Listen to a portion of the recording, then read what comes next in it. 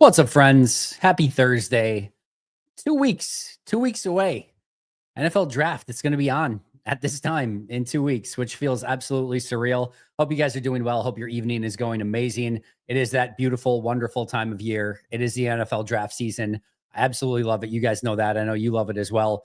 Looking forward to jumping into today's Q&A. I was just thinking today, and I know I say this every single time, but I was thinking today, I've been obviously doing a lot of the radio shows and the Q&As and the Bleacher Report stuff and all of it. Absolutely love it. Enjoy every single second. But there's something that's just comforting of coming on here and just talking Packers with you guys on these Q&As. You guys always have the best questions, and it's just super easy. I feel always really relaxed doing it. So thank you for being you guys and just for all the supports and everything all throughout the years, and certainly today as well. So thank you for being you, and thank you for being a Pack a Day Podcast YouTube member. If you're watching this after the fact and you're not a member and you're wondering how you have access to the members Q&A, it's because I always open it up afterwards to everyone. So if you'd like to be in on the live action and asking the questions as well, make sure to sign up for those Pack a Day Podcast YouTube memberships.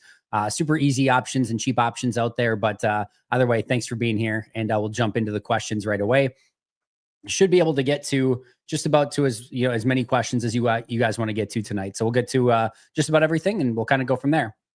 John, you are more than welcome. Thanks for being here. How many members are we at right now? I think we're right around like 517. Obviously, a little bit after the season, there's always a little bit of a dip.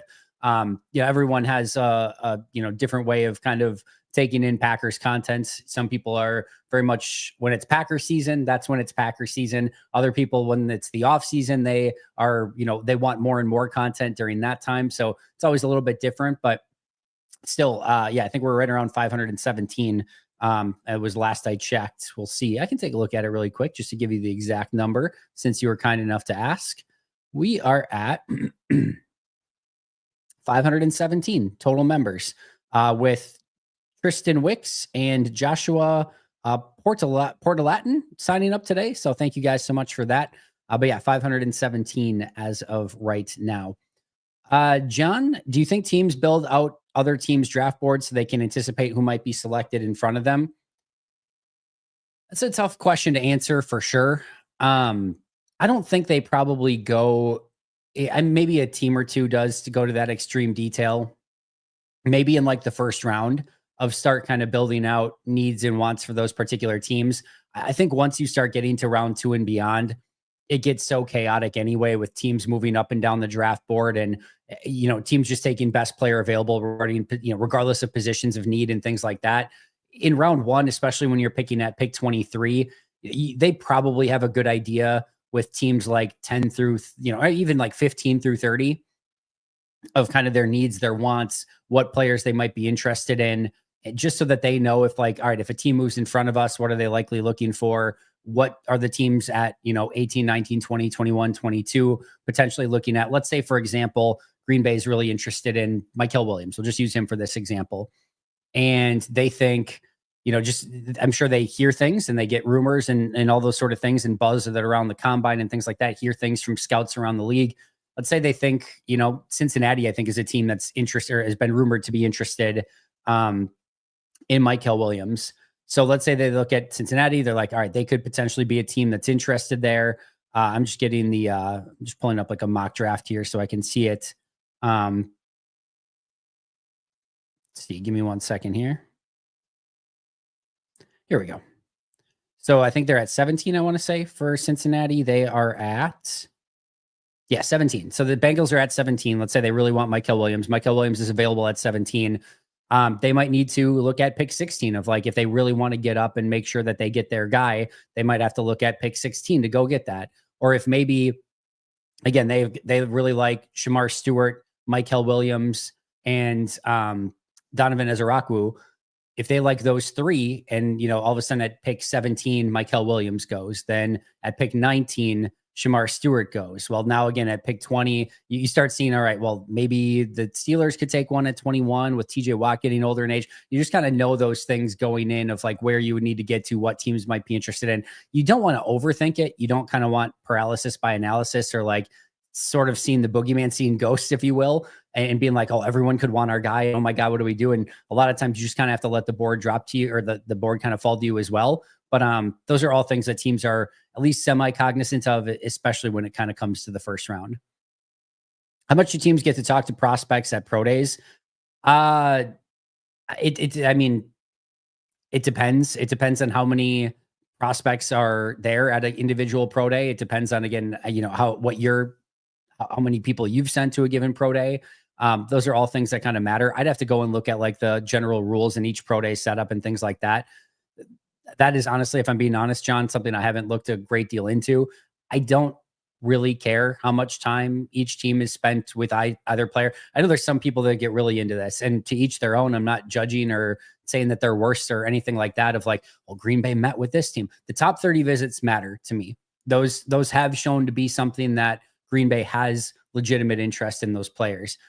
Every team meets with every player in the top 300, 400 throughout the year at some point, whether that's a scout going on campus, whether that is at a pro day, whether that's at the Senior Bowl, whether that's at the Shrine Game, whether that's at the Combine, whether that's at a top 30 visit.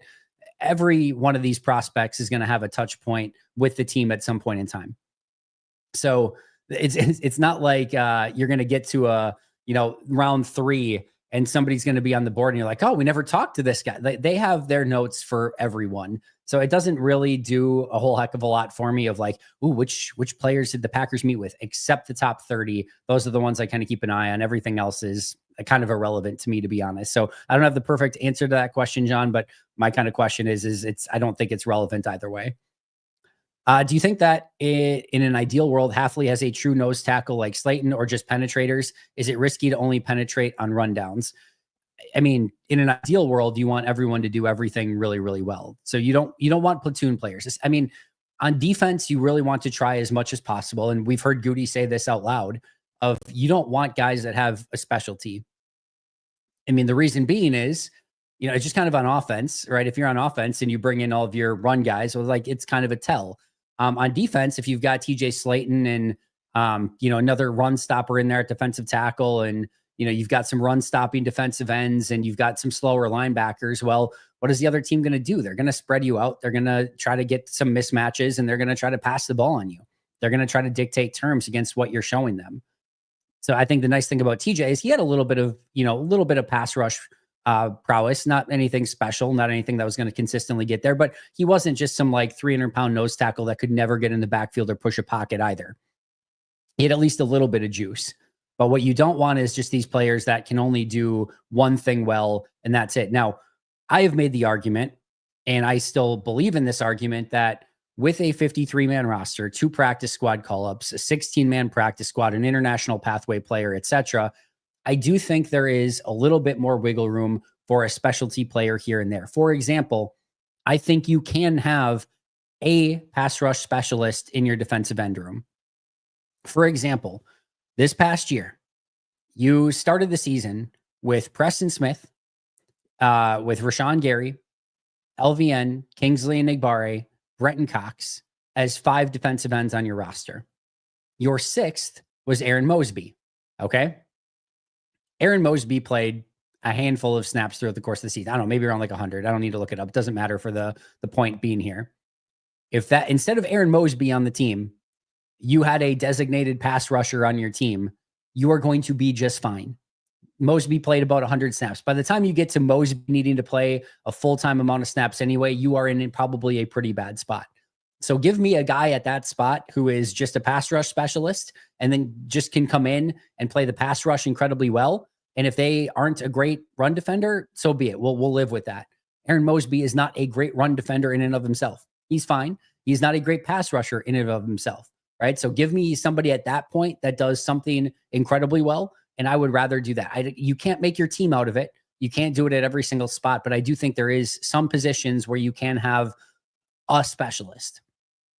I think pass rusher is one of those. But in an ideal world, you want players who can do everything, that there's no tell, that you can have, you can put them out there on rundowns, you can put them out there on pass downs. It just gives you more value as a player as well, if you can be out there for as many snaps as needed throughout the course of a game. So yeah, it's fine to have a kind of specialist here and there, but to your point, again, in an ideal world, you want your cake and eat it too. Do you think Ezeiruaku has a frame that could fill out a bit more? Maybe my answer to this, John, would be, and I know John's got a few questions here, and just so you know, I will get to everyone's eventually. So if I was concerned about not getting to everyone's today, I might, not have John start with 20 questions, but I will get to everyone's, I promise. My answer to this, John, is I don't think he needs to. If I thought he was somebody that really struggled against the run or had major issues with his current frame, I would say, all right, does he need? I don't want him putting on any sort of bad weight that's going to make him so that he's not dynamic as a pass rusher. His superpower is that he's great at getting to the quarterback, and he has different nuances and ways to get there. He's got bendability. He's got great agility. He can move laterally between gaps. Like, he can do a little bit of everything, and he holds up well against the run because he's a little bit more stout. He can get under people's pads. He's got long arms. He's still good at it. So I wouldn't mess with it too much. I would keep him the player that he is. Could he put on, I'm sure, some of my favorite functional strength? Yeah, probably. But I'm not concerned about that in the effect of he's really good at what he does as is. And I don't think he needs to put on weight to try to be a run stopper. I'm not, if I'm drafting Ezeiruaku, I'm not thinking, how do we make this guy a better run defender? I'm thinking, like, you know what? He's a solid, good enough run defender as is, but I'm bringing him in to rush the passer. Whatever's going to make him the best possible pass rusher, that's what I want. If that's making him a little bit quicker, make him a little bit quicker. If that means putting on a little bit of functional strength, so be it. But I'm not super concerned about him because I think he's a good enough run defender as is. Can Derrick Harmon stunt? Yes, but a couple things. In an ideal world, he's probably the guy that's kind of like setting the pick in some of those scenarios. He does have the ability to get around, and then he's got that kind of that straight end speed. So with Harmon, he's more, again, straight ahead, coming right at you kind of guy. Not super agile, not somebody that's, again, going to maybe, be able to bend quite that well. So he's probably the guy that you want going in and collapsing on that stunt, and then, and then taking that initial offensive lineman out, then beelining towards the quarterback, and then having somebody like a Rashawn Gary or a Brenton Cox coming behind him. Then in that, I think that would be kind of your ideal world, but he can do a little bit of it as well. And that's, not something that I would be concerned about with him.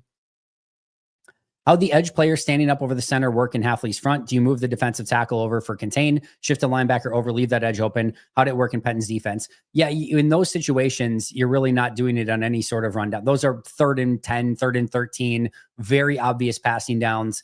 And you're not really even looking at some of your gaps, or like, you're just going right over the center, and their job is then or over a guard, and their job is to beat that player one-on-one. A lot of times, not always, but a lot of times you're bringing 5 guys in that scenario so that they've got their 5 offensive linemen, you've got your 5 rushers, and you can dictate a one-on-one that's advantageous to you. In the case when it was Za'Darius, a lot of times it was Za'Darius Smith over a center, and it was, a lot of times their weakest pass protector, and Za'Darius Smith got that one-on-one. It was your best pass rusher versus one of their weaker pass protectors. You got a one-on-one with them, and you love that matchup. That's what you were looking for. So it's not as much of an issue when you get into those obvious passing downs. Not that you can just let all the contain go or anything like that, but you're just bringing 5 guys, trying to get those one-on-ones. If they, bring in somebody to chip, so be it. But that's what you're kind of looking for in those situations. Today, you mentioned you had correctly predicted a bunch of first-round picks going back to Datone Jones. Can you share your list? I don't have it. I'd have to go back and look at my tweets. I know, like the Jordan Love one, on the day of, I said, if I had to narrow this to 5, I would do this. If I had to narrow it to 3, I know it was Ezra Cleveland, Jordan Love, and I forget who the third person was.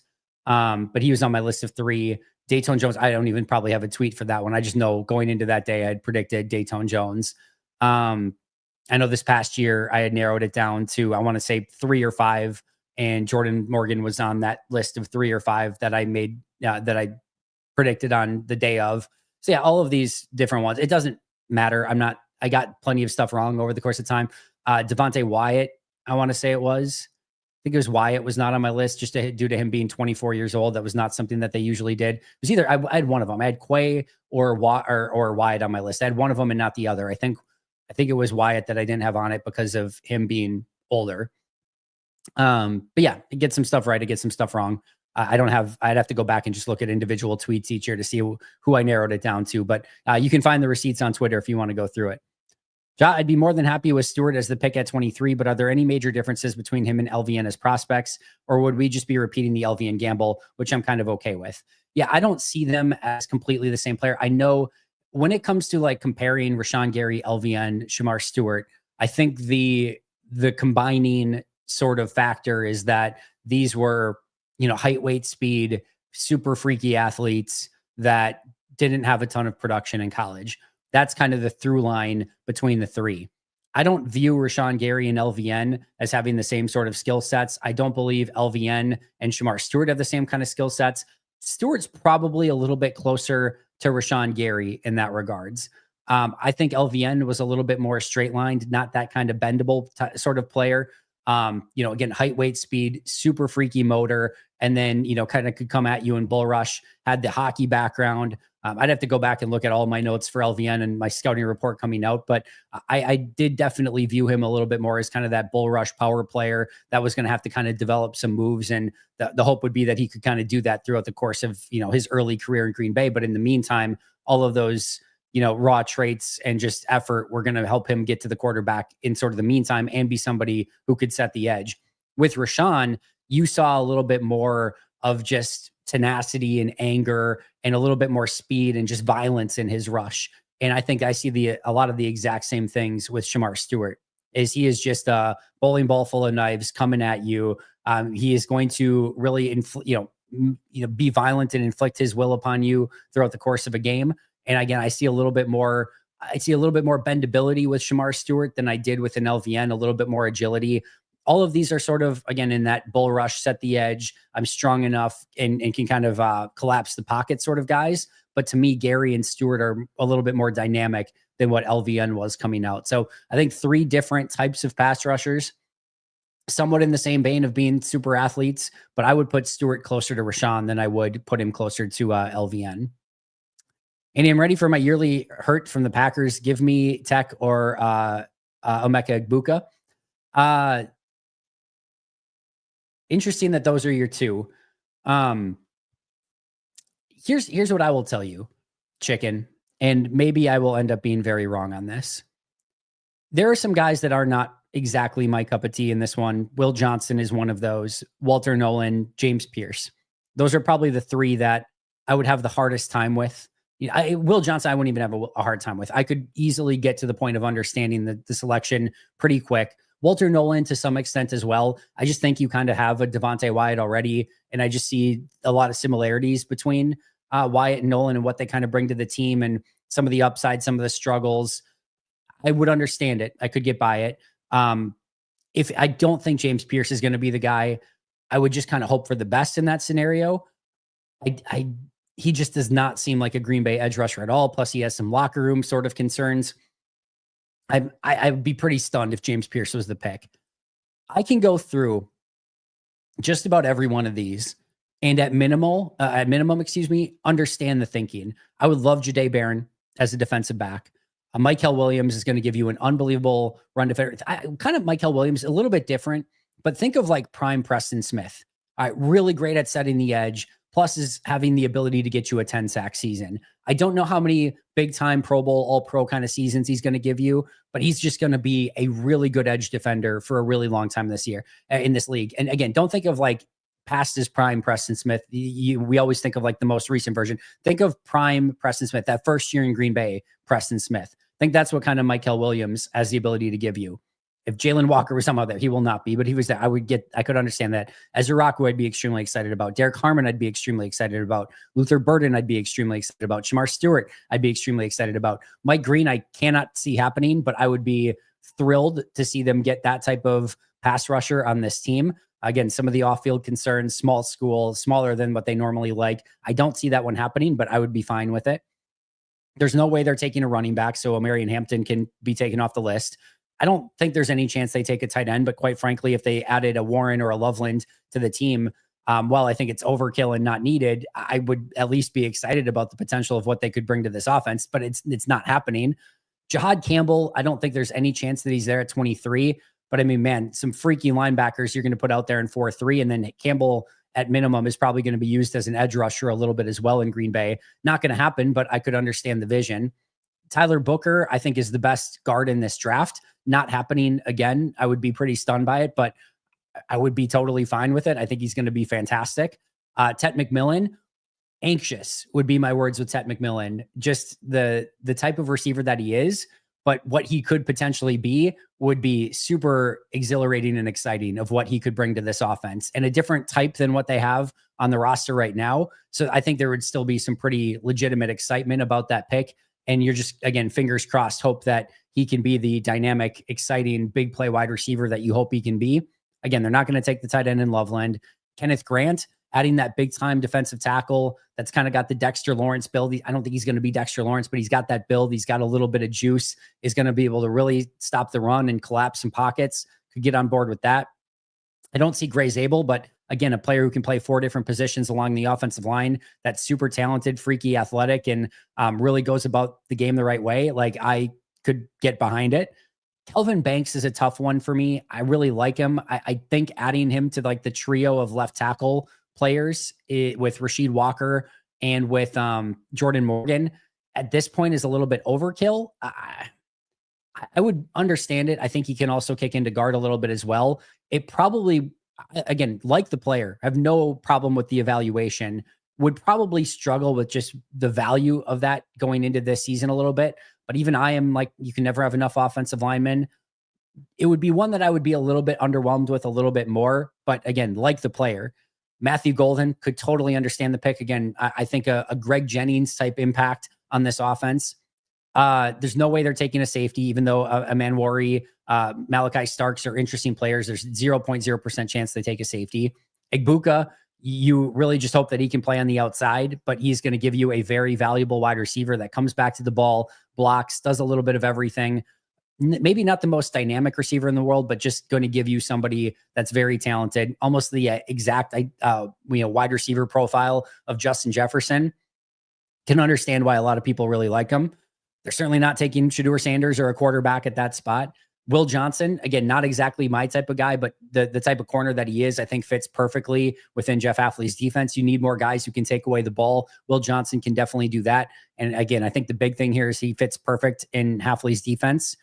Walter Nolan, we talked about. I think he brings a little bit of juice and pass rush ability to that defensive tackle room, and just more options to rush the passers, never a bad thing.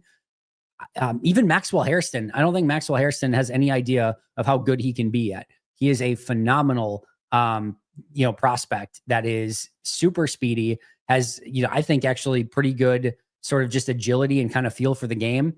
And then, is a willing tackler.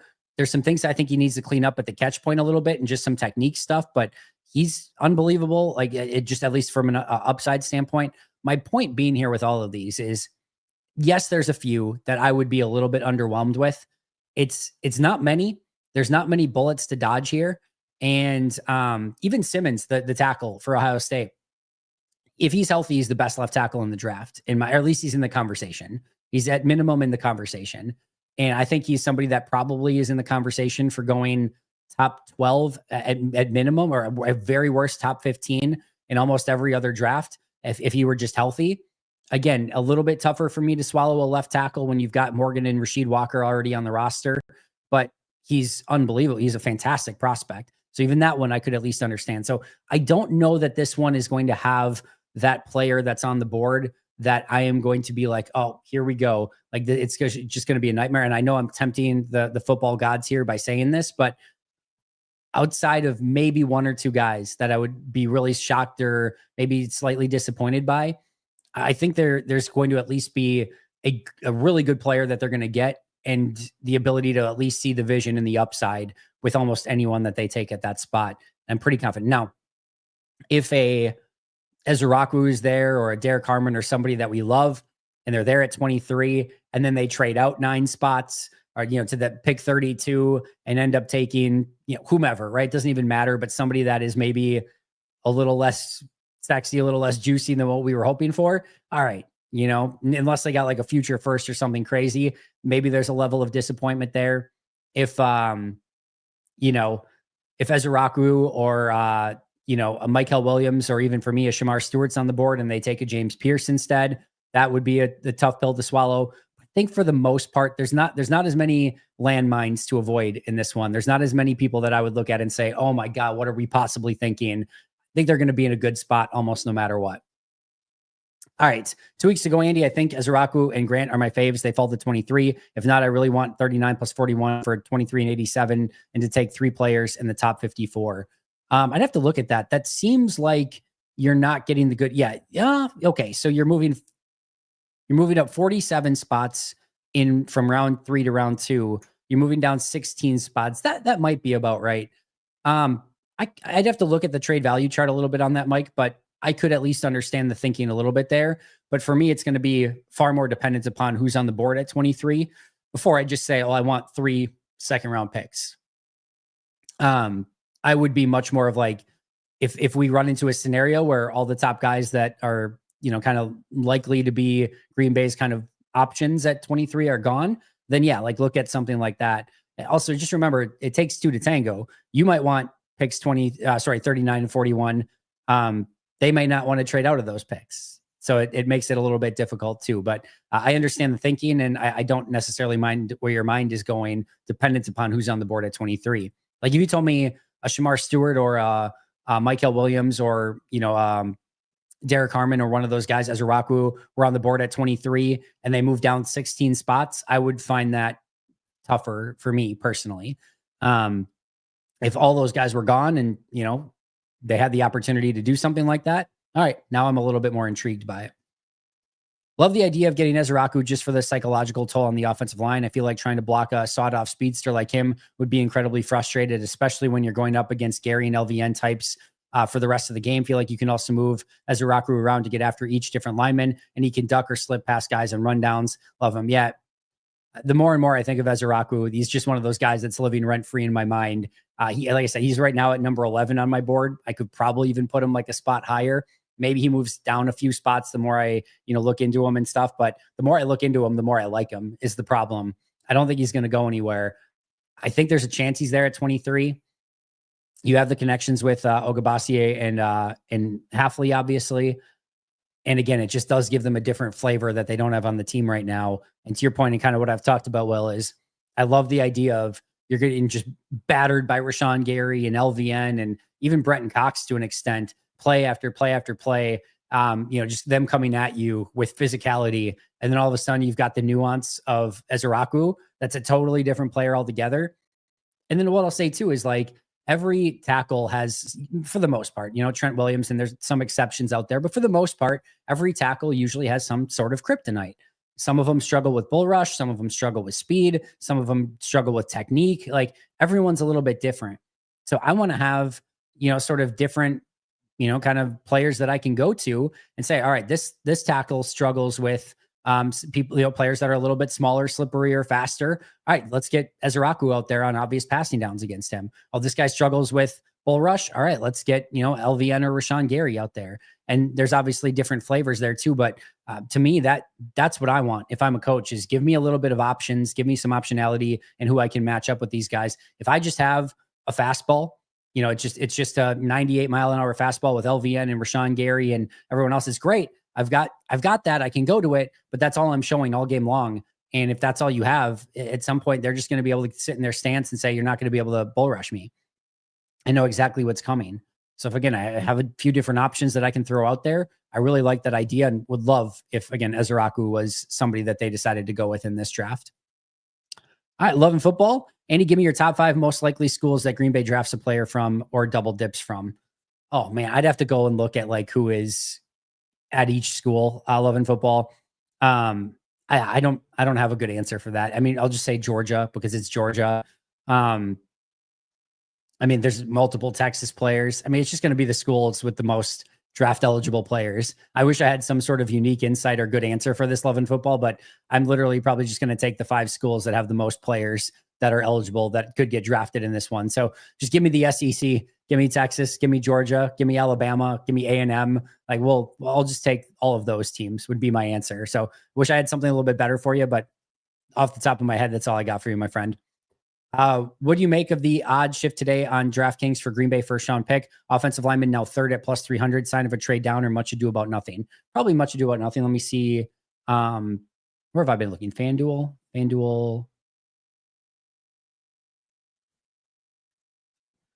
All right, let's see what we got here. Let's see where it's at right now. Well, you've got Green Bay Packers first drafted player. Defensive lineman edge is now even at plus 100. Corners plus 190.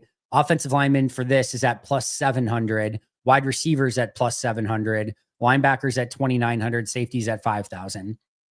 If it's me, quite frankly, I'm probably willing to take a double bet on this on offensive lineman and wide receiver and take a double dip and take both of them at plus 700. And, you know, if I get one of those right, I'm winning pretty decently. So what I would win 700 on a 100 bet. So I'm going to put 200 in. So I'm going to win $500 on that bet. I might take my chances on that, lose 200 if I'm wrong, win 500 if I'm right.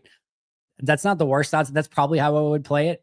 And then, yeah, I still think it's most likely to be defensive lineman edge. That to me is the most obvious one. Corner's tricky. If they took a corner, either Jahdae Barron they fell in love with Hairston, but I don't think he's going to be a guy they fall in love with, or they traded down. I think it would be more of a trade down. The corner line is the one that feels a little bit wrong to me. Defensive lineman edge almost feels like it should be, you know, I guess it's right around even. That feels about right. So yeah, I don't read any like too much into it, quite frankly, other than like what I would potentially make my wager on, which I will not be doing anyway. But if it were me, I would probably double up on offensive line and wide receiver and kind of hope for that. But I wouldn't read too much into it. Those can change quite a bit. But I think the most likely scenario is still that it's a defensive tackle or an edge rusher. I'm of the belief that the best prospects are going to go in the 15 to 50 range. Think Goody would move back in one so he could move back up into the 50 for this reason. How big is the drop off? You might be right, Love and Football. But what I will say is, we heard this from Goody last year, is that when they're picking in the top 100, more often than not, so when they get to their third round pick, they are usually still getting somebody that is on the top 50 on their board, which makes sense. You know, most players' boards or most teams' boards are in that like 100 to 150 range. It's not 500 guys or things like that. And they have different targets throughout the course of the draft, but they've kind of narrowed it to somewhere between 100 and 150. So when you get to the third round, there's usually somebody that's still on the top 50 of their board, even at pick 100 something. So, you know, there's value. And if you look at the different values in different areas of the draft analytically, you know, I think second round is still an area that has a ton of value because you are getting super cheap contracts in the second round, even more so than what you're getting in the first round. A lot of times you're finding extremely valuable players in the second round. So that can definitely be a good area to live in. But for me, it's never quite that cut and dry. If I'm at pick 23 and there's a player that I love there, I don't care who's willing to trade up unless I'm getting some offer I just can't refuse. I want the guy that I love at pick 23. If I have 15 guys on my board that I have true legitimate first round grades on, and there's only one guy left, and I can get up to pick 20 to go get that guy, and it's not an exorbitant cost, I'm going to move up to pick 20 to get that guy to make sure I get the guy that I have a first round grade on. So I think to me, it is all dependent upon how your board falls. You might get to, you know, once those top 15 guys are gone, you might get to the point where everyone 16 through like 75 is a small degree of difference. And if that's the case, then yeah, try to get to as many of those picks from 16 to 75 as you possibly can. But every draft's a little different. Every board's a little different. And it just depends on how it falls on draft day. And having a one size fits all philosophy of, well, we just want to always live in the second round or anything like that, it's not quite as cut and dry or as simple as just that. Even though I think Love and Football in general, your philosophy and idea is probably a good one. At what point does the whole they don't have a RAS or they didn't do any drills thing become enough of an issue to potentially alter the traditional Green Bay draft philosophy somewhat? It doesn't at all. And here's the reason why. It just makes you more keenly aware of their athleticism on film. So you're filling in the blanks a little bit by going and rewatching the film. Listen, I can, not perfectly, but you can pretty much tell, all right, when you're watching a player on tape, how fast they are, how agile they are, whether they would do well in the 3-cone and the short shuttle. You know, the broad jump and the vertical is maybe a little bit different, but what you're looking for is explosiveness. If they're explosive off the ball, usually they're going to test well in the vertical and in the broad jump. If they are somebody that, again, gets off the ball well and it just looks incredibly fast on tape, you're going to usually tell that they are fast on the, in the combine. Like sometimes you almost don't want to count it twice as well. You're just looking at the tape now with a little bit more of a keen eye. You're going to know who the athletic freaks are without even having to go through the combine. The combine's a great sort of recheck. And every once in a while, there's going to be a player who tests way better than you thought. And then you go back and watch the tape and say, does it match up? And if it doesn't, it still doesn't matter that they tested like a freak. If they don't play like a freak on the field, it just doesn't matter. And the same is vice versa. They may have tested poorly, but if you look at the film and like, all right, they had a bad broad jump, they had a bad vert, all of it was bad, but like on the field, they're super explosive. You're still going to the tape in that situation. And the other thing that I will tell you as well is that they have all of for the most part, the most schools have all of the advanced, next gen stats and the miles per hour and things like that. You're getting actual like biorhythm data and all of that stuff on these players now, that it made a lot of that testing less important already anyway, especially like the 40-yard dash when you're getting true miles per hour out on the field. Felt like every year we get to the draft and like somebody like ran a 4.740, and then in the post conference of when they drafted him, it's like, yeah, we know that they ran a 4.740, but actually we have multiple games in which they ran like 22 miles per hour and were the fastest guy in the field. And it's like, all right, well, that probably matters a whole heck of a lot more. So they have all that stuff anyway. They are going to find their athletic freaks regardless of if players did the testing or not. There may be a player here or there that maybe if they did not do the testing, it maybe affects them in some way. Here's the other thing that you have to know. For the most part, this isn't a complete blanket statement, but for the most part, a lot of these players that did not do the testing are a lot of the premium guys, a lot of the guys that are going in the first 25, 30 picks of this draft, first round guys, right? And those are guys, again, that you see the athleticism already. There's not really a ton of concern about who they are athletically. You know that they're extremely gifted. It's the guys later that are a little bit more unknowns that are trying to do everything they can to get their name out there. And a lot of those guys are doing the testing. And that's where a lot of that plays in a little bit more. So I don't think it really affects Green Bay in any major way. Again, I don't think they ever look at, I'm sure they're probably aware of RAS, but I don't think they look at it. They have probably their own thing. But at the end of the day, they're looking for freak athletes. And whether it's not just the timed 40, 3-cone, everything like that. It's that they're a freak athlete on the field. And the combine, more than anything, is just confirming what your eyes already saw on tape. Mykel Williams. All right. Mykel Williams didn't go through all the testing. I don't need to see all of Mykel Williams testing. I saw him on tape in 2023 when he was healthy. I know how freaky he is. He is every bit of athleticism that Green Bay looks for. I don't need to see it on a stopwatch or anything like that. I'm well aware of just how athletically gifted he is. Like some of those things are just not going to matter at all. And they're still going to go get their athletic freaky dudes. So I don't think it's really going to affect them is the end of the story there. Are there players Green Bay could take in the draft at wide receiver in the draft that would provide insight on Goody's plans for Watson, Dobbs, etc., i.e. a specific type of wide receiver earlier than expected or waiting until later? I think it's more a little bit. I mean, yeah, I guess so. If if they get a sort of possession wide receiver early in this draft, well, that's kind of Romeo Dobbs' job and would probably lend you to believe a little bit more that now Romeo's probably a little bit more, maybe somebody that you can let walk in the future. And if they go out and get a, Christian Watson type, that's like a 6'3", 6'4", 4'3", 40 kind of guy on the outside, that's a vertical field stretcher.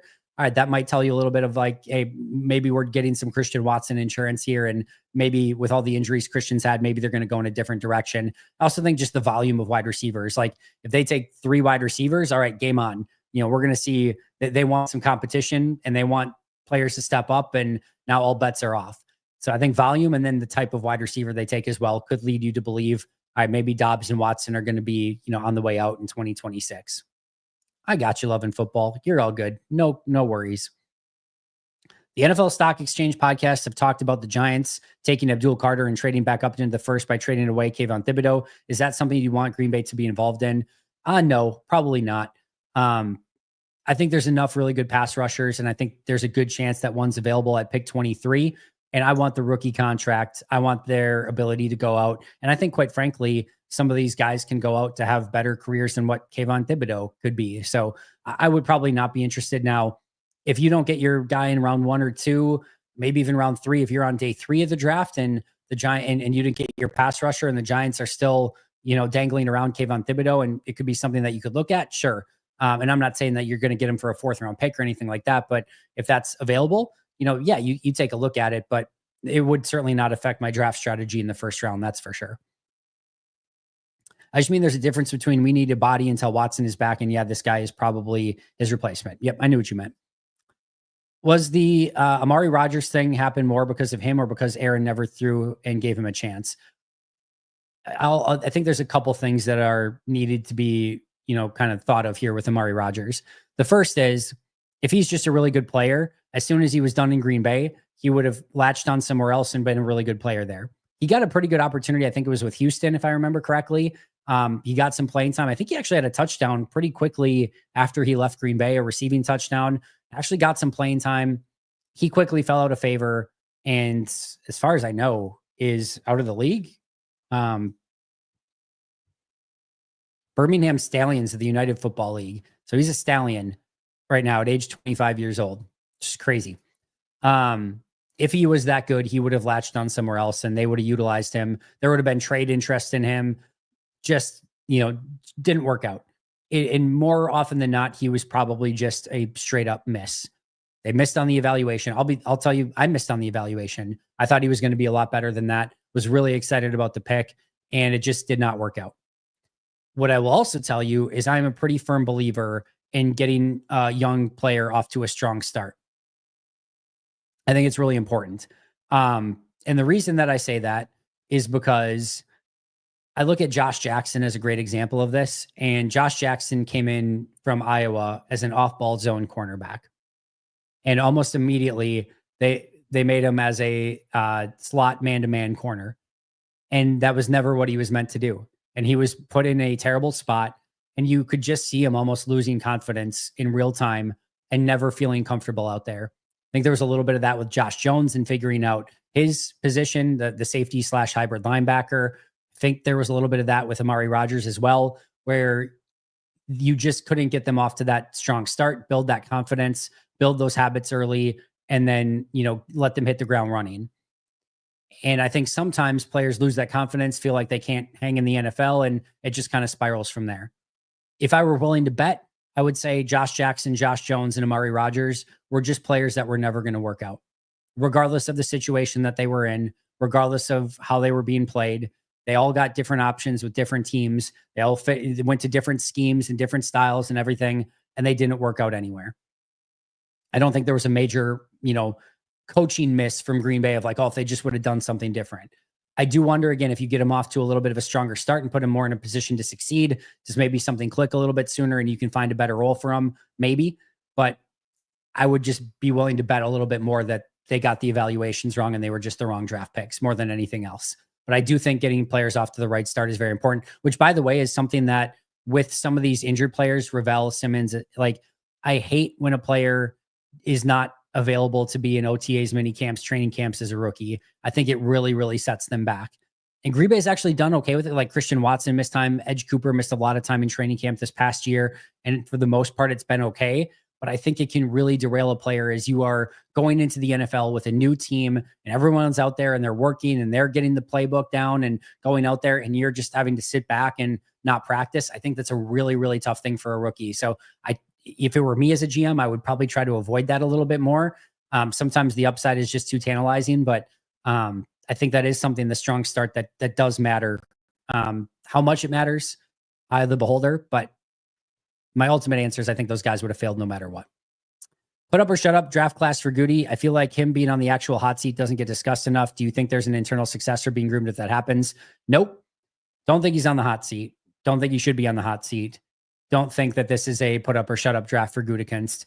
Do think it's a put up or shut up first round for Gutekunst. Like I want to see a first round pick that just is living up to the, whether you want to call it hype or just the status. He hasn't done good enough with first round picks. That is a very fair assessment of his overall drafts. And he needs to find a guy in the first round that can make an impact and even potentially be Pro Bowl, all pro kind of player. That's my take on it. But no, Goody's not on the hot seat whatsoever. There's nobody being groomed as a replacement. The only way that there's somebody being groomed as a replacement is if Goody, after doing this for this long, has said, I'm on my way out.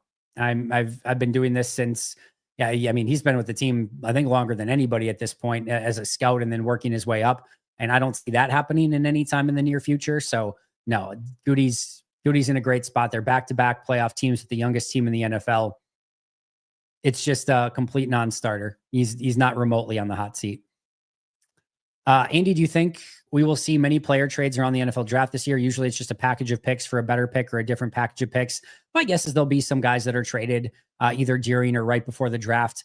I'm not expecting, and maybe a Trey Hendrickson still gets moved. I'm not expecting any major names at this point.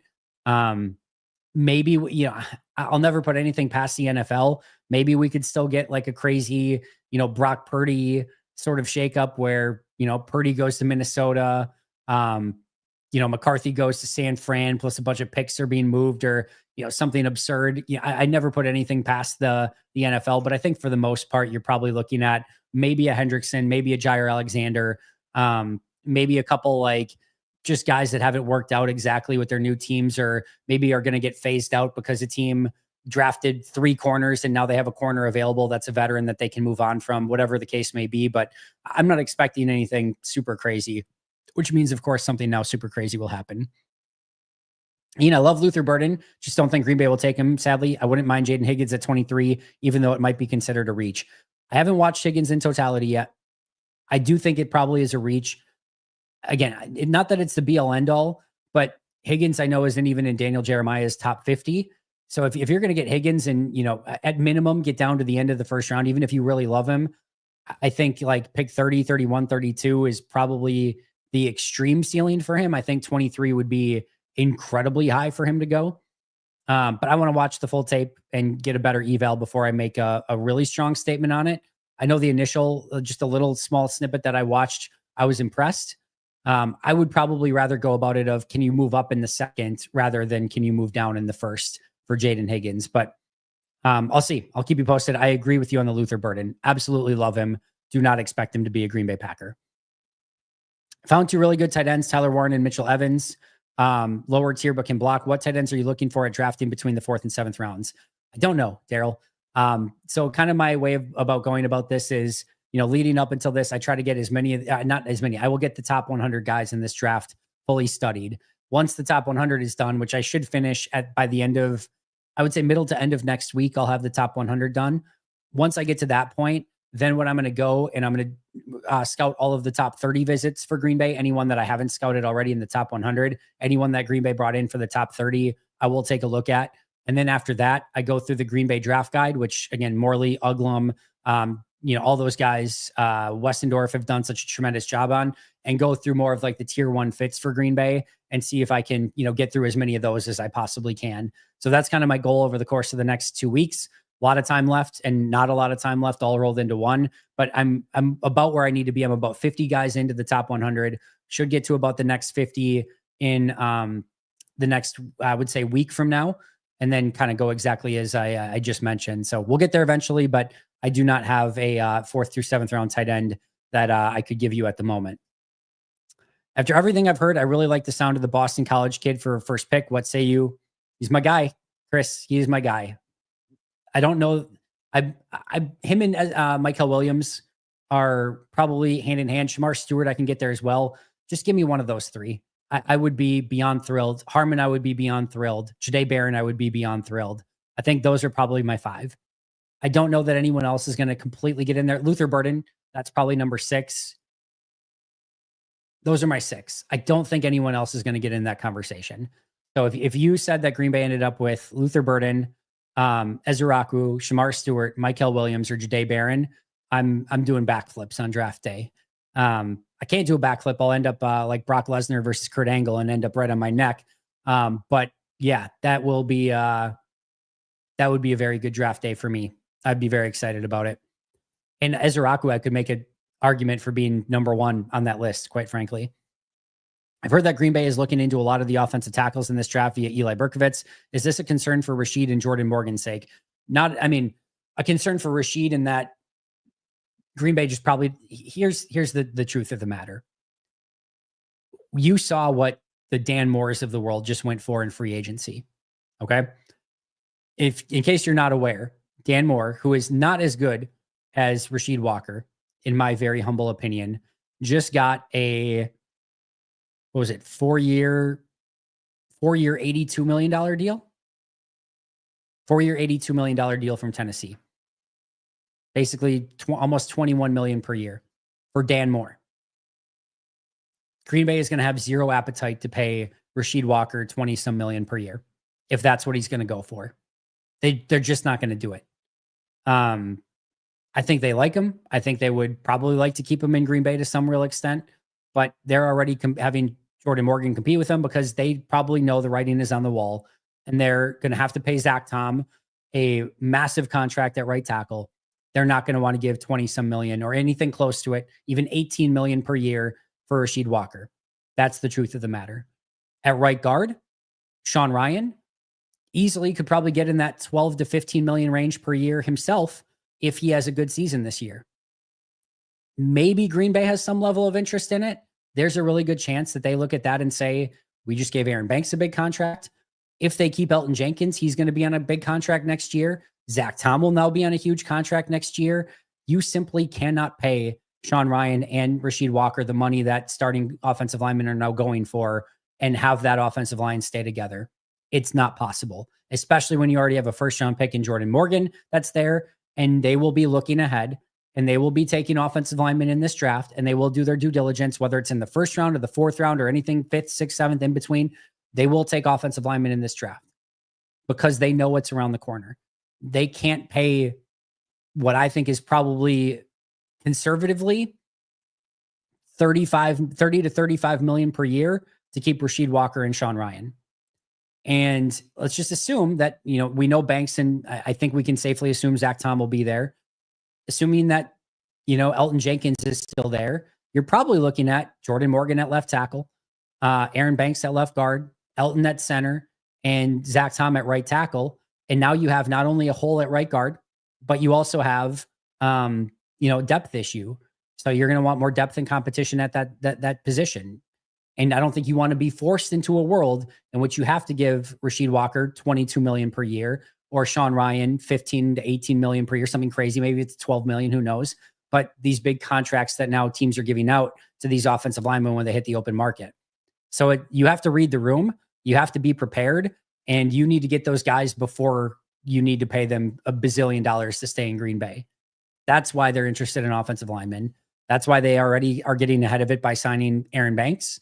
That's why they are developing Jordan Morgan to be that next starter as soon as this year, and certainly by the time 2026 rolls around. That's the way I would look at it. So Rasheed Walker has nothing to be concerned about because he's going to probably get paid a massive amount of money when he's a free agent next year. Does he have something to be worried about if he wants to stay a Green Bay Packer? Yeah, for sure. That's probably more of an issue. He and his agent probably already know that. They've probably had preliminary discussions. My guess is they probably didn't get very far. The same is probably true for Sean Rhyan. So yeah, that's how I look at it for offensive line. If Loveland is there at 23, would you consider adding another tight end? I like Warren a little bit more than Loveland. I just can't get there. I'm still taking the upside on Luke Musgrave. Tucker Kraft's a stud. I think draft good football players and figure out the rest later. And they're both really good football players. I just think at some point you have a law of diminishing returns of you've now got a stud in Tucker Kraft, a second round pick with high end upside in Luke Musgrave, and now a first round pick at tight end. I don't think you're going to start running a bunch of 13 personnel and getting 3 tight ends on the field. Listen, if they're the best player available and you can't find a trade down, so be it. Do it and figure out the rest later. But I just find I think it's a tough use of resources to go that aggressively at a position that also has not had great success with first round tight ends in the history of the draft either. So it'd be a tough sell. I like the player, like the kid, definitely fits in the offense. Just don't think I could get there at pick 23. Who's the guy so far that you've seen Green Bay has at least some potential interest in where you would just absolutely don't see it? I don't think there's anyone. I don't really buy their interest in James Pierce, if I'm being honest. And we kind of went through that full list of first rounders of like where they could go. There's nothing that I don't really see other than, again, maybe James Pierce. That would be the one, but I think that's probably more that they brought him in for the character eval because there's been some buzz around that. and they just like to kind of double check those things because it's not just for now, but in the future, if they want to sign him as a free agent, if he becomes available, or those things like, can he be a guy that can get acclimated into Green Bay's locker room? I'm sure those are all things that they look at, but I don't know that I have a good answer for this one. Again, I like the position Green Bay's in. I think there's a really good chance that they find a really good player where they're picking at pick 23. The Jair situation isn't resolved by the draft. How aggressive is Green Bay in the corner market in the draft? I think they're going to be aggressive in it. I think they're going to be fairly aggressive in it no matter what. I don't think Jair actually changes. I don't know. I guess my thought process is I just don't think they're thinking that Jair's back either way. And if he is, they'll figure out the rest later.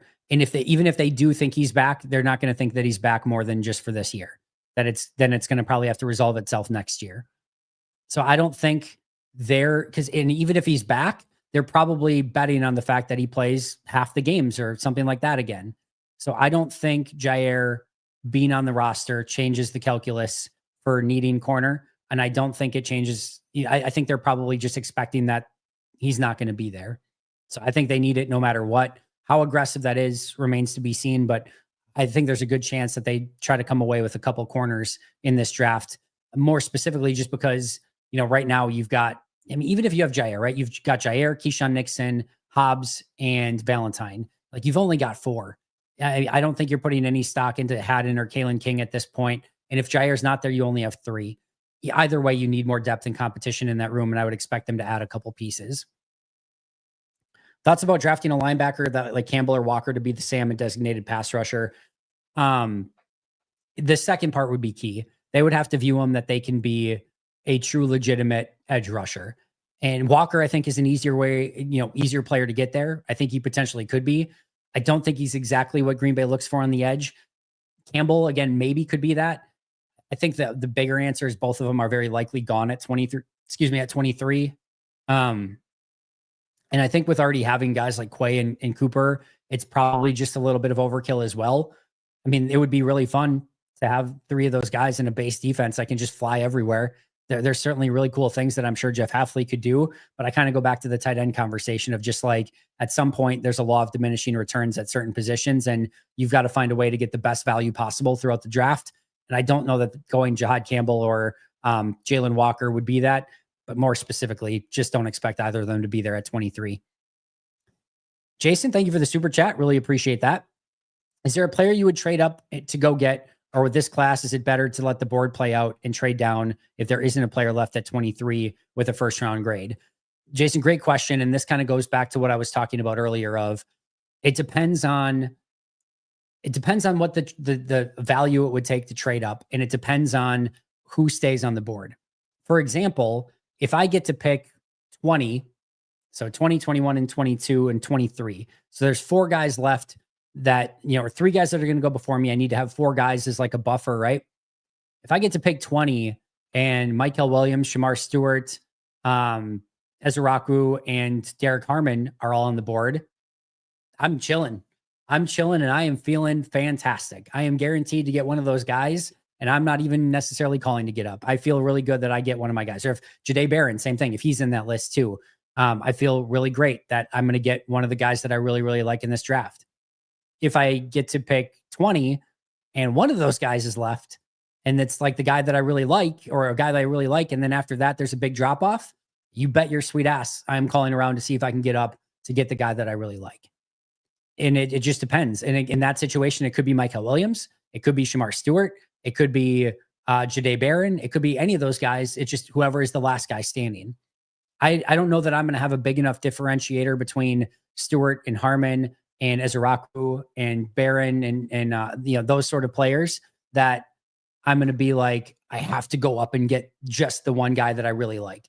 I think all of them are going to be in that realm. But once you get down to one left, that's when I'm going to get a little bit more antsy and trigger happy and say, time to move up.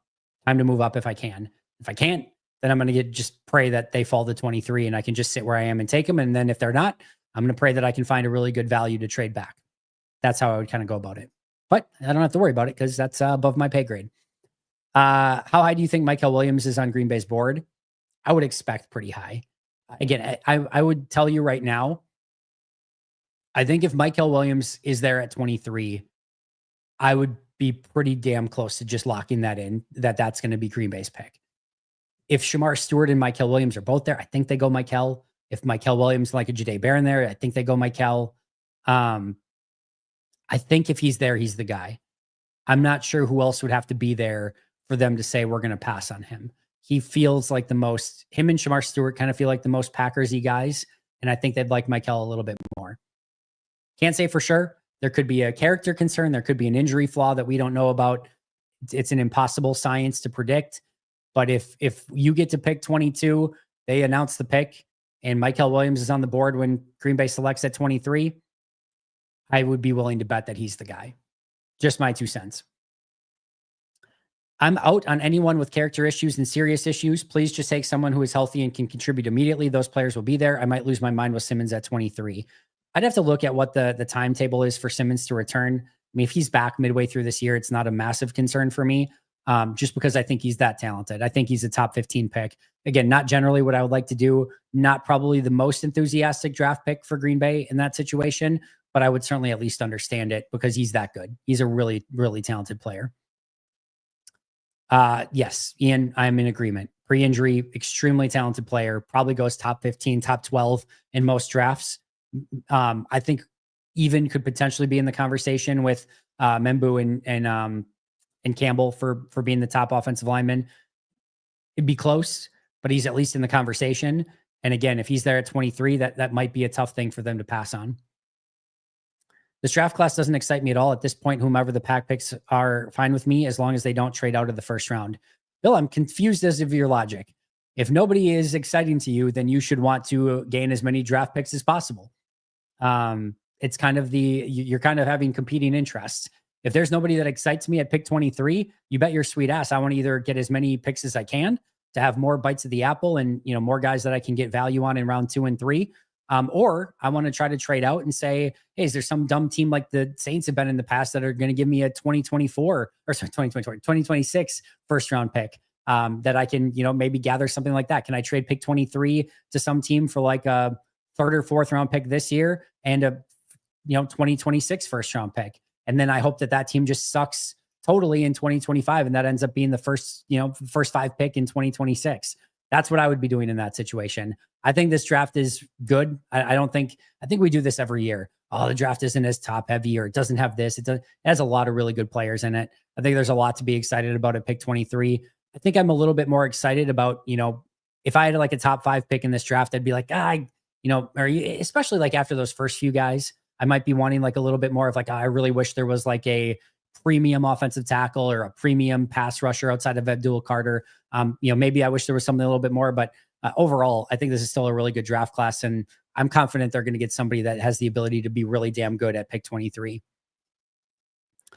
All right. Is this draft full of a ton of injured players? Am I just noticing it more this time? Feels like half of the first round was injured last season. Definitely corner has a lot of injured players. Offensive line has some injured players. There's definitely a piece of that. Guys that didn't do testing for various reasons. It's just a little bit more of an interesting pre-draft process than I think most drafts, either via because guys have been hurt and have had some injury flare-ups, or because, again, some guys just decided not to do testing. But it does feel like there's a few more injuries this year in the top 100 than I can remember in maybe previous years.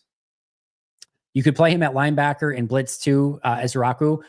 I would disagree with the sentiment that you can play him at linebacker. You can stand him up over any position and play him that. If you want to call that a quote unquote linebacker, go for it. But I don't view him as a true off-ball linebacker in any real way. You're not going to drop him in coverage. You could drop him as like a quarterback spy. You could drop him in coverage as you're blitzing on one side, you want to drop somebody from the other side, those sort of things like that you can do, no question. But I would not say he could be a full-time off-ball linebacker by any means. Well, he's a super talented kid. I wouldn't put anything by him.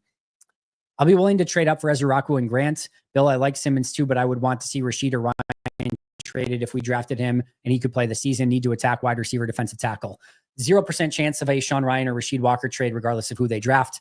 Cannot have enough depth along the offensive line. Do not see that happening unless, if you draft a left tackle round 1 and Rashid says, I want out, and he demands it, then it maybe changes it a little bit. But I don't think Green Bay's going to have any of an appetite to trade any of those guys because they're just so freaking valuable. You can't find them in the season. And if you're a team that's ready to compete right now and you want Green Bay to compete right now, you should want them to have as much offensive line depth as they can possibly have. It's just too important. So I would not expect either of those guys to be traded. I would be for trading up for Ezeiruaku. I would be less inclined to trade up for Grant. I think that would be a little bit of a reach for me, but if he's there at 23, I certainly wouldn't mind it. How would you tier everyone together? 1 to 3, first tier, 4 to 11, second tier. Then where would the third tier be? If you're talking like overall, like the prospects in this draft. So I would put the first tier.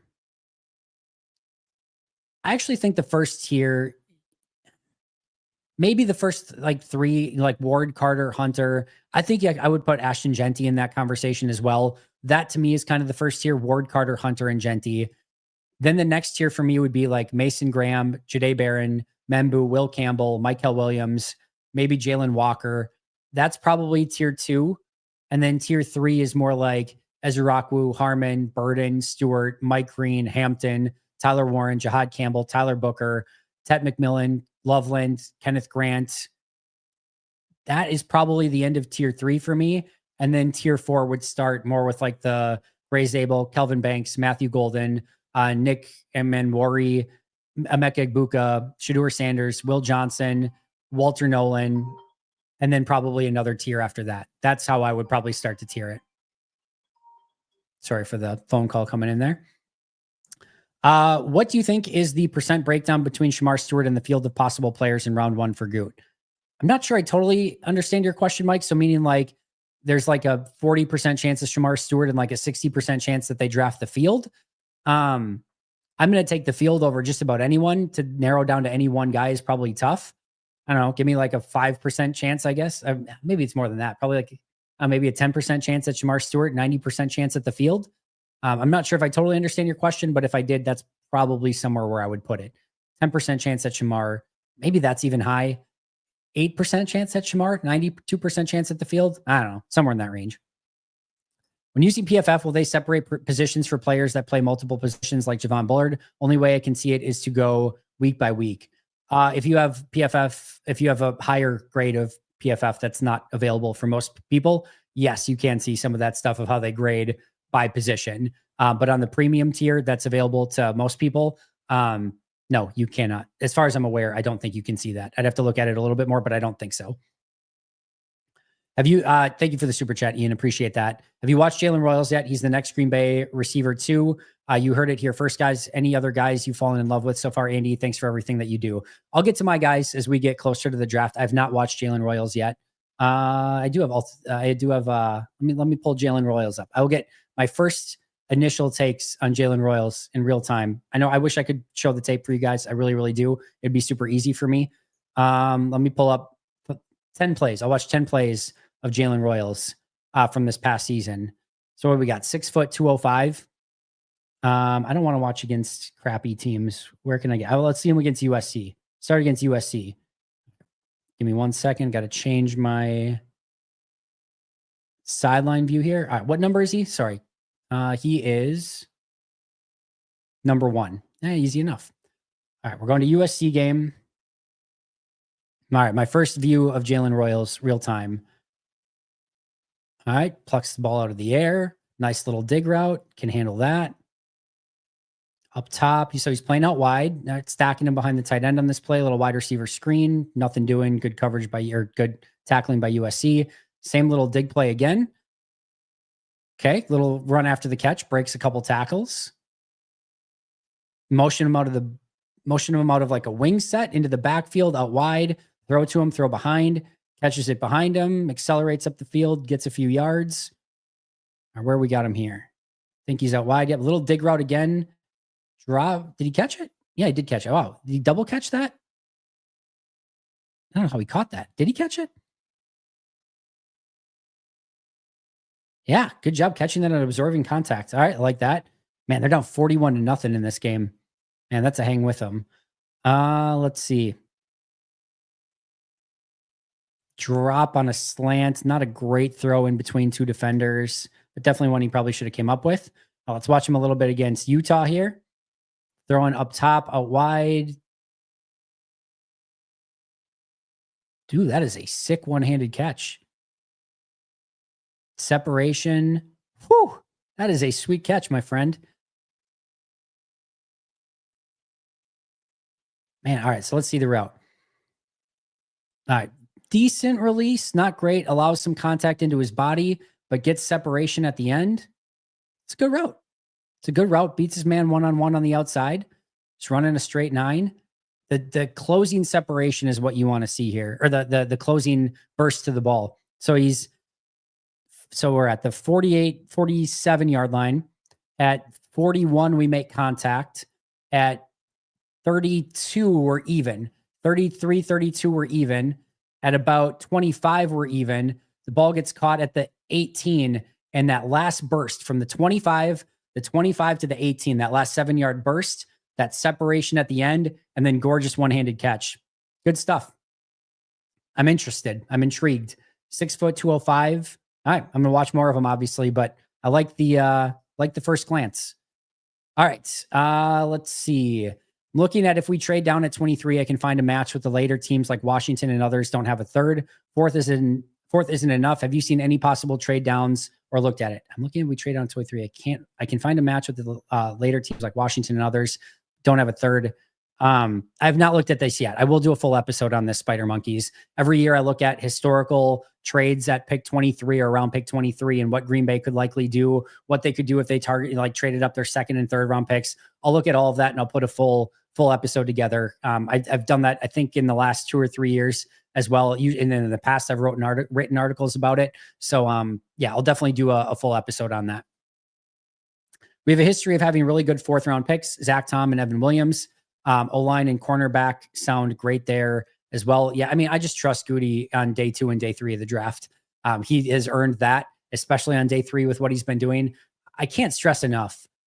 Getting Zack Tom, Rasheed Walker, and Sean Ryan in the same draft, all 3rd round or later, is stupid. I mean, that is really, really stupid. You should not be able to find 3 good starting offensive linemen in the same draft, all round 3 or later.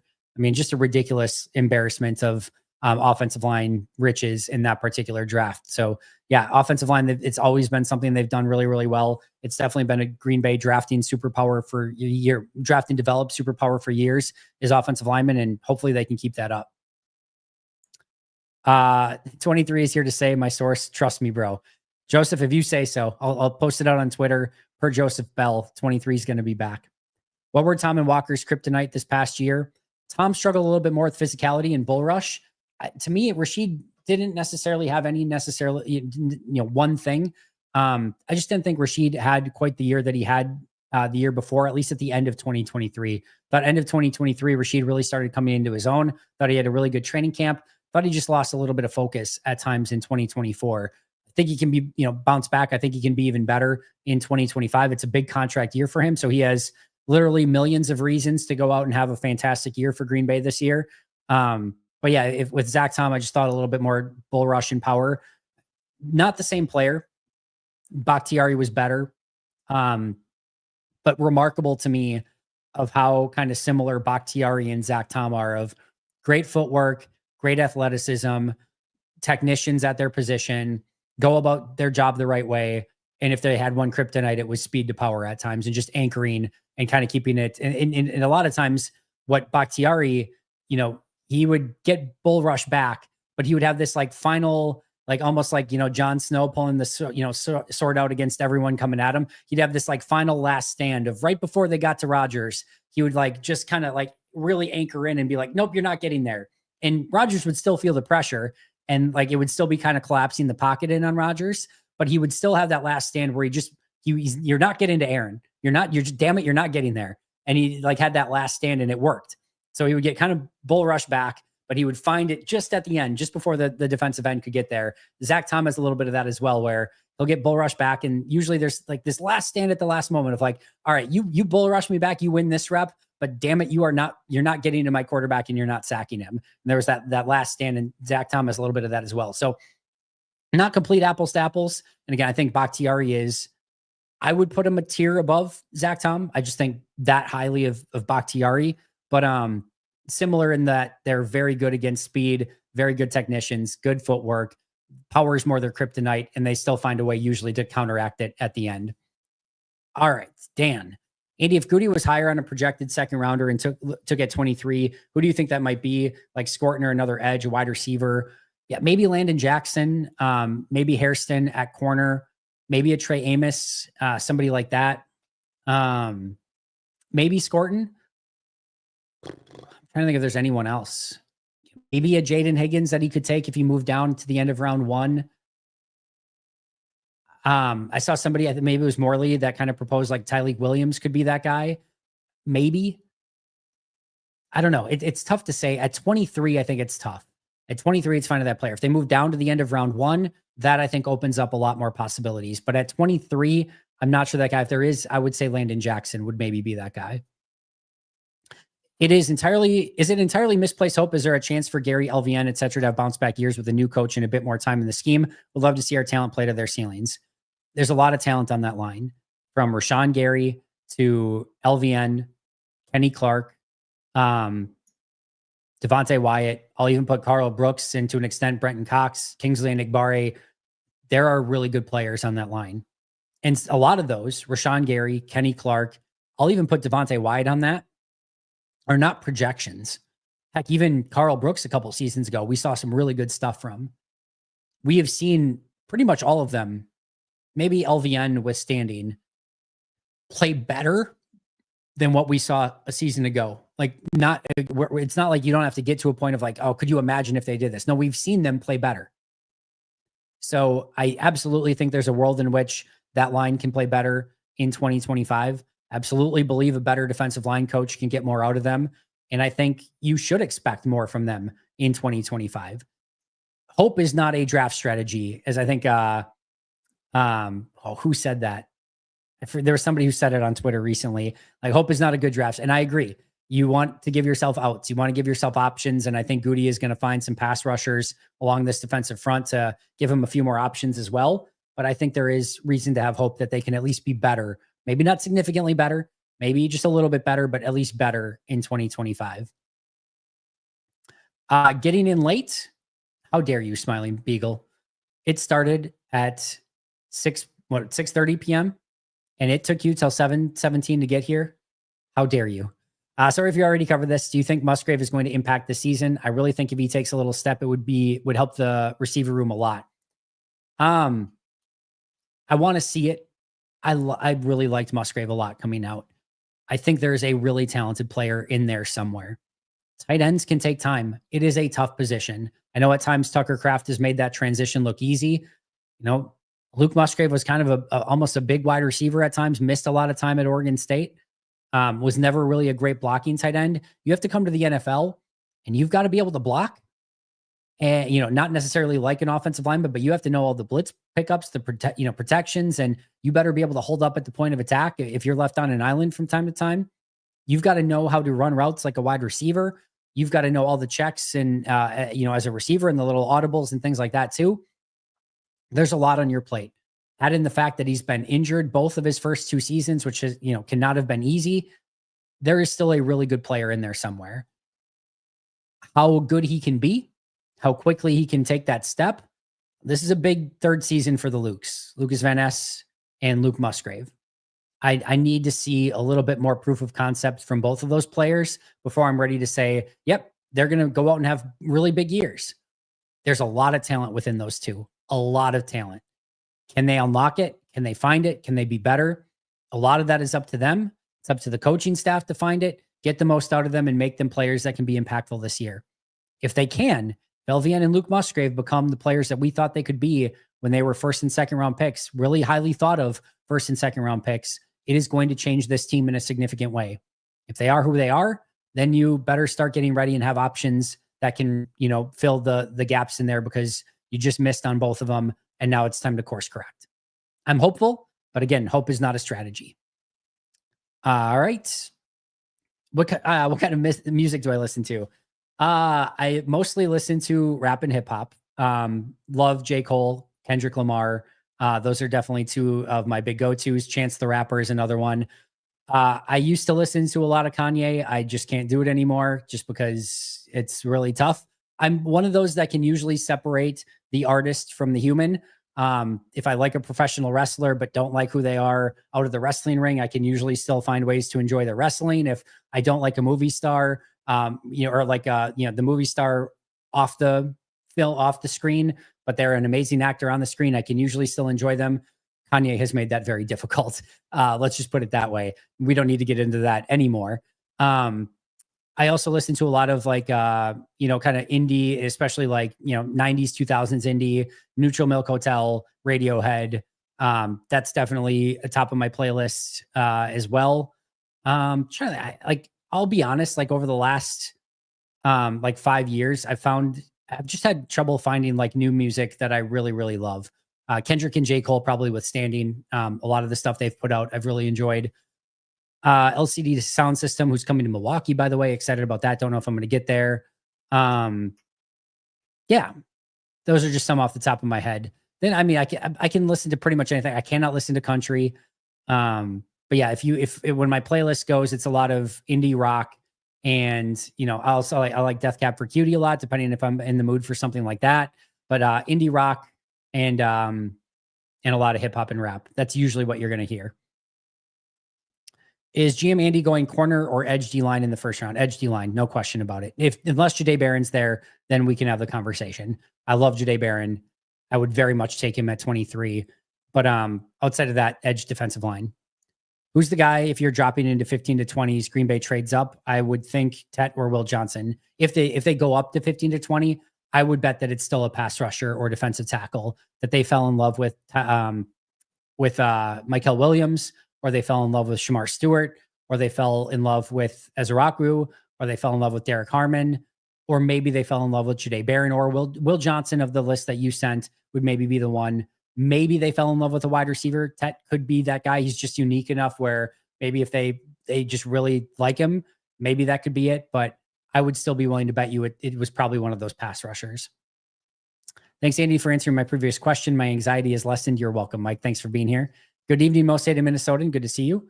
Is there something that some are seeing with Matthew Golden that makes him such a good prospect? His athleticism intriguing, but his lack of a great season is a red flag. Ian, I'm with you on the second part. That usually the lack of production, usually really good receivers are really good receivers throughout their kind of career. And they make that impact right away. And there's not this like burst of good games, especially at the end of his college career. That being said, and so usually that would be a kind of a player that I just stay away from it. Let somebody else take the gamble and whatever, right? That being said, it's really hard to turn on the tape with Matthew Golden and not like what you see. He is fast. He's a good route. I don't think he's like a phenomenal route runner. I wouldn't put him on like the upper echelon of route runners, but he's a good route runner. He, runs at the right, like what looks like the right depth and the right cuts. He can cut on a dime, out of those routes and get to exactly where he needs to go. I think he's a pretty good separator, good releases off the line of scrimmage. I think the route running and releases are even going to get better the more he plays in the NFL. I don't think he plays at 4.29 40. He looks more like a 4.4 40 guy to me, but he's still very fast. Plucks the ball out of the air with his hands. Like he's just a very good, well-rounded wide receiver. I think that's all there is to it. I don't know that there's anything massively special. He might end up just being like a really good number 2 wide receiver. I don't know that he ever develops into like a top 15, 20 wide receiver in this league, but man, a really good number 2 wide receiver still goes for a crap ton of money in the modern NFL and can still help you in a variety of different ways. And I wouldn't put it like the Greg Jennings thing stands out to me. I think he can have a very Greg Jennings type career where you can put him as your number 1 and you're very comfortable with it. He's very talented. He's going to get open. You're going to feel comfortable with where he's at throwing him the ball. He can make big plays. He can, gain some separation down the field with that speed, run after the catch, just very well-rounded.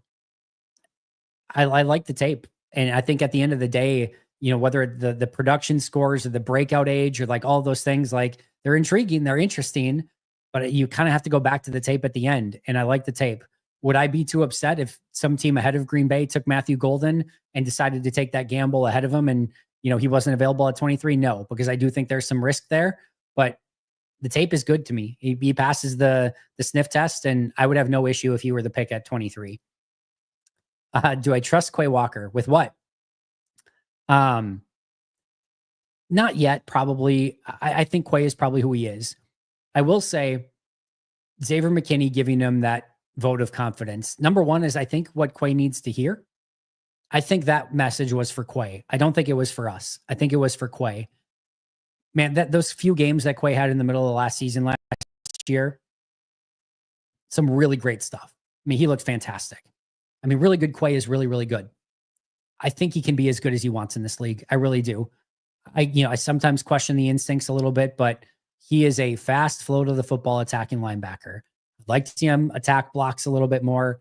There's some things that I think he can do a better job of, but there is a really good football player in there. And I think sometimes Quay can get into his own head. And I think sometimes he thinks out on the field rather than goes out and just plays. I think the more that you can get him to just go out and play free and just go out and fly to the football, that's the Quay that you want. And I think Xavier McKinney saying that he can be the best linebacker in football is exactly what Quay Walker needs to hear. Oh, the best player on our team just said that he thinks I'm the best linebacker in football. Let's effing go. Let's go. I'm going to go attack everything like I'm the best linebacker in football.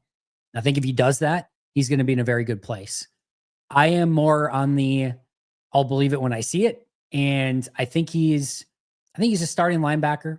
I agree with Justice. If he's on the open market, he probably gets somewhere like 15 mil per year. If Bolton got it, I think Quay probably gets it. I'm a little bit underwhelmed every time I kind of throw on the tape. I will also add to this that it is a very difficult position to play in the NFL right now. A very difficult position to play. I mean, every NFL offense is set to, give the linebackers as much eye candy as possible and confuse the hell out of them and get them to take one misstep in a wrong direction so they can take advantage of you. It's a tough spot. Got to take on blocks, 300-pound offensive linemen. You got to get sideline to sideline. You got to be able to cover. You got to be able to blitz. You got to be able to do everything, man. It's a really tough spot. Quay's got all the talent for it. I'm very excited for this season for Quay. I will say that. I'm hoping that this can be the true breakout year for him.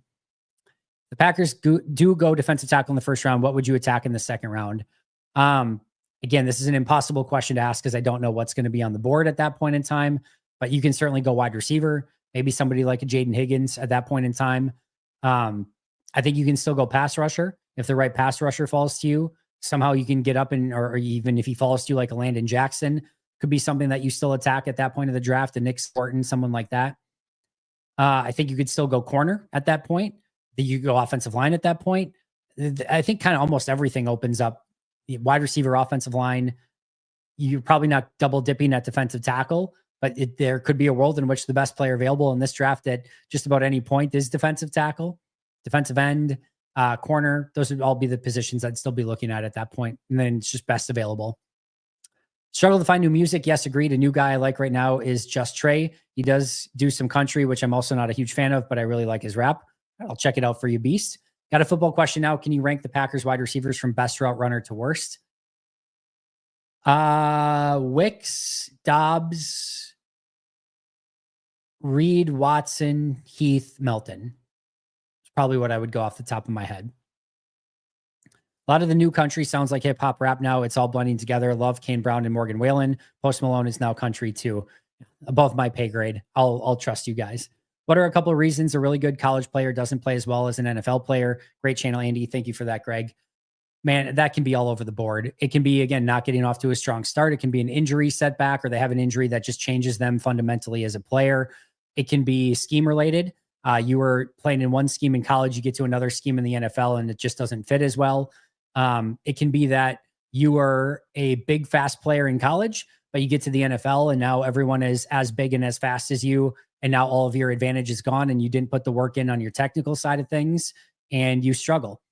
I think that's the tough part for a lot of players is you were always the big man on campus in high school and in college. You were always the guy. It came naturally to you. You probably put in some work in the weight room and things like that, but maybe didn't have to master your craft as much because you were always just that much better. Now you get to the NFL and everyone's either on par or better than you from a talent standpoint. So now how do you win? There's like less than 1% of guys that can go out there and just still win at this level by just being a better athlete than the other players on the field. It is very rare. And even then, those players usually find a way to supplement it with some technical skill as well. You better be able to go out and do the little things well. And if you're not, because again, imagine this. All right. So many of these guys, Kalen King. Kalen King was probably all world everything at his high school in probably track, basketball, football, you name it. He was god of that school. And then you get to college and he was big time, expected to be a potential first round corner. I mean, he is, again, big man on campus, starting corner at a Big Ten school. Again, expected to be a high-end draft pick. Now all of a sudden gets to maybe that final year of his career, goes up against Marvin Harrison Jr. All right, this is a little bit different. I'm not used to this. Harrison has his way with him, struggles through that season, ends up being a 7th round pick, has to earn his way onto the team, doesn't make the 53, ends up being a practice squad guy. How do you react to that? And things change fast. Every single one of those guys on a 90-man roster were likely at some point either the god of their high school athletically and or a lot of them even in college were, if not the guy, like still big time starting caliber player, right? It is tough to make that transition, especially if you're a back of the roster guy where now, again, you were prom king, you were the captain of the football team, you were everything. And now you're a practice squad guy. Now you're fighting for special teams reps. Those are sometimes tough pills to swallow. So those transitions are real, and all of those things can kind of factor into it. So injury, scheme, coaching, bad fit, all, or just, again, not being the most athletic guy on the team anymore, or on the field anymore. All of those things are things that can kind of catch up with you. Depends player by player. Personally, just can't stand New Country. It definitely sounds more like hip hop, but it's still a far cry from it. And it's not even honest. If I'm listening to country, I'm listening to Johnny Cash. That's all you need to know. It's about the only country you will ever hear me listening to is Johnny Cash. That's all I need. That's all I need in my life when it comes to country music. Wow. So I'll rewatch, obviously. Been gone for a while. Took an impromptu trip to the West Coast, but I'm back. Ben, good to have you back. And yeah, going a little bit late. Said I get to everyone's questions, and that's exactly what we're doing. Country's my jam, nothing else. Well, occasional 80s classic. Feel sorry for you, Ben. Got to get out there and expand your horizons a little bit. Thoughts on the Mykel Malone fire? I think it's insane. I think it's absolutely insane. Maybe there's something behind the scenes. I haven't read all the articles on it. I don't know for sure. This guy got you a championship, and let him at minimum see through this season. I think he was a free agent to be in the offseason. Let him go through this postseason. Let him walk amicably, and let him be, to walk him out fire him with 4 games left in the regular season, or 3, whatever it was. Just absurd. He's a great coach. Won you a championship.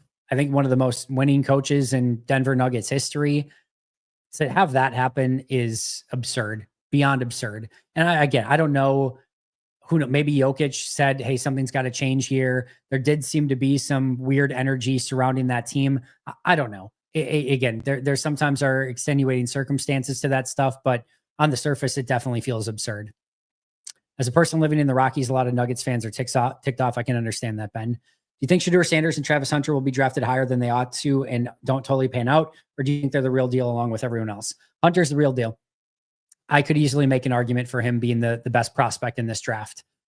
He's a somewhat of a wild card because we've never, at least it's been a long time since we've seen anything like this. And there's going to be differing opinions of how you play him. And is he a corner? Is he a wide receiver? Is he both? That's really interesting. But I think there's an argument to be made that he can be the top prospect in this draft. I think he's that good.